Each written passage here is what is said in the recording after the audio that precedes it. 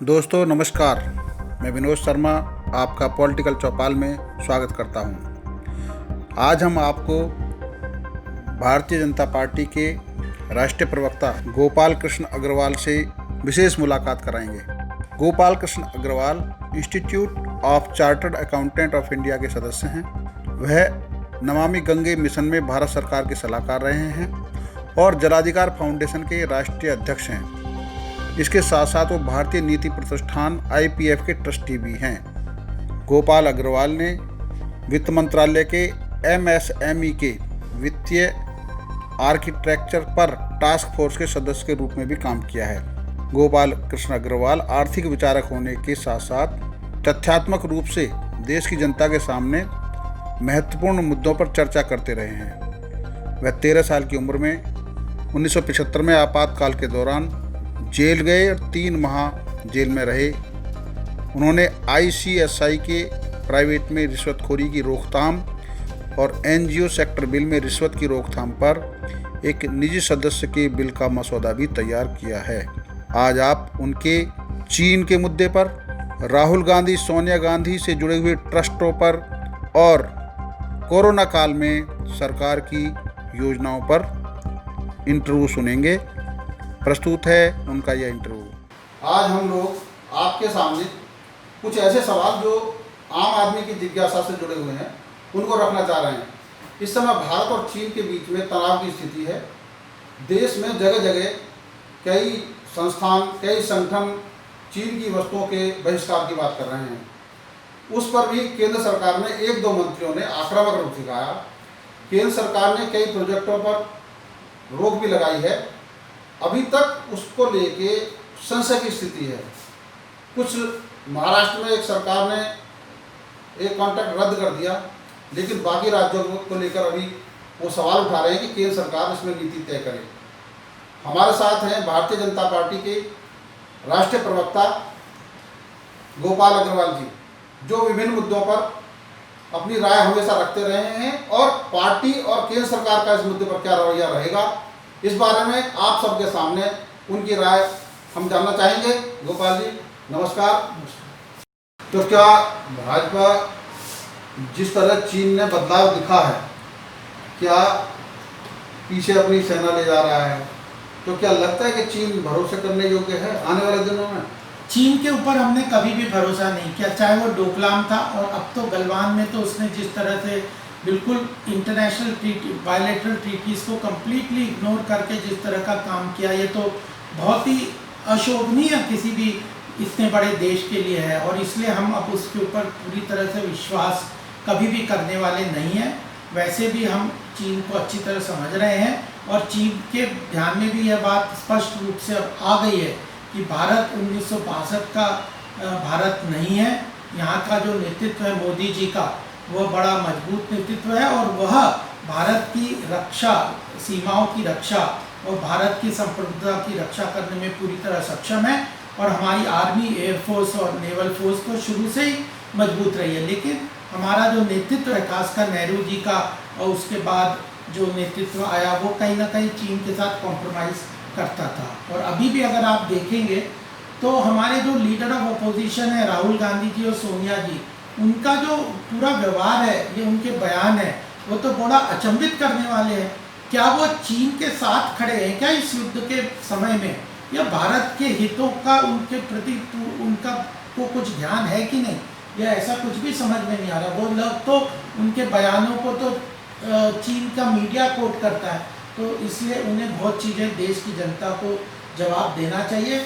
और सबसे बड़ी बात तो ये है कि जो नेशनल जो डिज़ास्टर रिलीफ फंड था, वह उसके जो पैसा, उसका पैसा भी उन्होंने राजीव गांधी फाउंडेशन के तहत ट्रांसफ़र किया, जिसका कि आज मैं वर्तमान सरकार का, हमारी सरकार का स्वागत करना चाहता हूं कि उन्होंने इसको इन्वेस्टिगेशन करने के लिए ऑर्डर कर दिया है कि जो ट्रस्ट की वर्किंग है, जिसकी सोनिया जी खुद चेयरमैन है और एक परिवार की तरह ट्रस्ट चला रहे हैं, उसमें कैसे देश की महत्वपूर्ण प्रधानमंत्री के राशि को कैसे उन्होंने उसको एक इंडिविजुअल ट्रस्ट को ट्रांसफ़र किया। इस अमाउंट को थोड़ा खुलासा करें, किस तरीके से उन्होंने इसका मिसयूज किया है? जो नेशनल डिज़ास्टर रिलीफ फंड है, जो कि प्रधानमंत्री के अंतर्गत आता है, जिसका कंट्रोल मनमोहन सिंह जी के हाथ में था, और सोनिया जी जो राजीव गांधी फाउंडेशन जो है वो एक प्राइवेट ट्रस्ट है, उसको वहाँ से राष्ट्रीय संपत्ति को कैसे ट्रांसफ़र किया और उसको ऑडिट नहीं करवाया। उन्होंने ऑडिट कंपनी ऐसी लगाई जो कि कांग्रेस के मेंबर खुद थे, तो उन ऑडिट कंपनी से अपने ऑडिट करवाए। फिर नीरव मोदी जैसे व्यक्ति से उन्होंने पैसे उसके लिए डोनेशन करवाए और नीरव मोदी को किस तरह बैंकों से लोन दिया, और यह सारी बातें देश की जनता के सामने आ रही हैं और इसका कोई जवाब नहीं है। सबसे बड़ी बात है कि कांग्रेस को शर्म आनी चाहिए, उनके नेताओं को माफ़ी मांगनी चाहिए और रिज़ाइन कर देना चाहिए अपोजिशन जैसी पोस्ट पे रह के, और वह इस तरह की घटिया हरकतें राजीव गांधी फाउंडेशन के तहत पैसा लेने का कर रहे थे। और सबसे बड़ी बात है कि चीन की एम्बेसी से उन्होंने 2005 में राजीव गांधी फाउंडेशन के लिए 90 लाख रुपए चाइनीज़ एम्बेसी से लिया, और 5 रिपोर्ट 2005 में राजीव गांधी फाउंडेशन ने रिपोर्ट निकाली, जिसमें स्पष्ट रूप से उस राजीव गांधी फाउंडेशन की रिपोर्ट्स में यह बात सामने उन्होंने लाई कि हमें चीन के साथ व्यापार बढ़ाना चाहिए, चीन के साथ सामान का आयात करना चाहिए।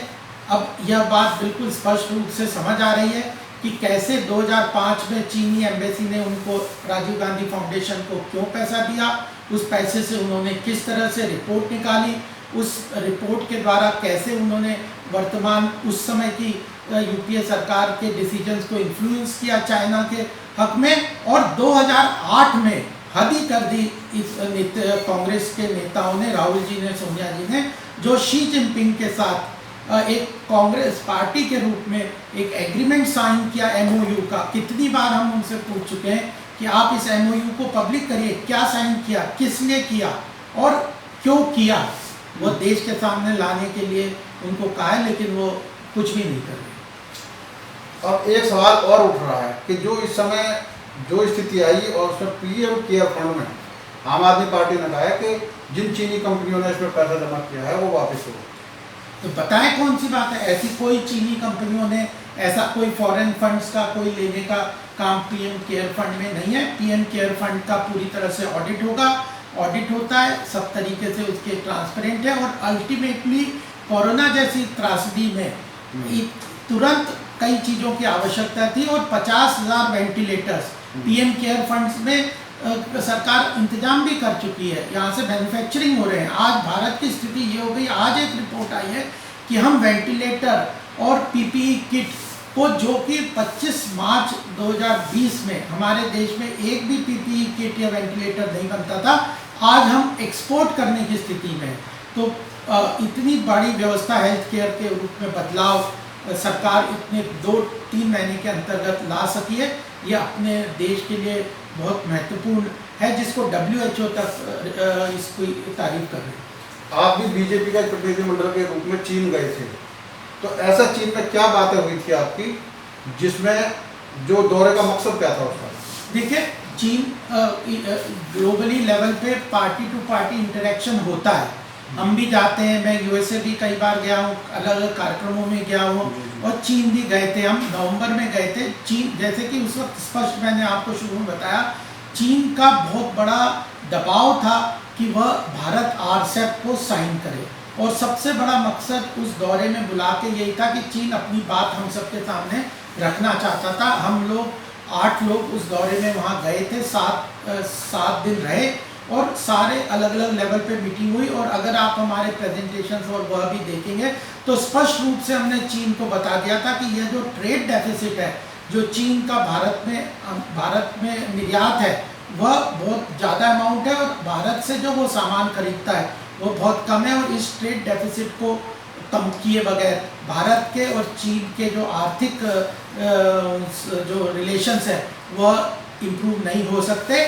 और भारत की जनता की स्पष्ट बात उनके सामने बता दी थी कि स्वदेशी जैसे मूवमेंट भारत में जोर पकड़ रहे हैं, और चीन को हमारे मैन्युफैक्चरिंग सेक्टर के गैप्स को ख़त्म करना बहुत ज़रूरी है। और जब उस चीज़ को चीन ने नहीं इम्प्लीमेंट किया तो हमने RCEP को, प्रधानमंत्री जी की अपना इनिशिएटिव था, लेकिन हम लोगों का भी फीडबैक सब यही था कि चीन के साथ जो ट्रेड डेफिसिट है वो भारत के हित में नहीं है। तो उसी को ध्यान में रखते हुए भारत प्रधानमंत्री श्री नरेंद्र मोदी जी ने आरसेप को साइन भी किया।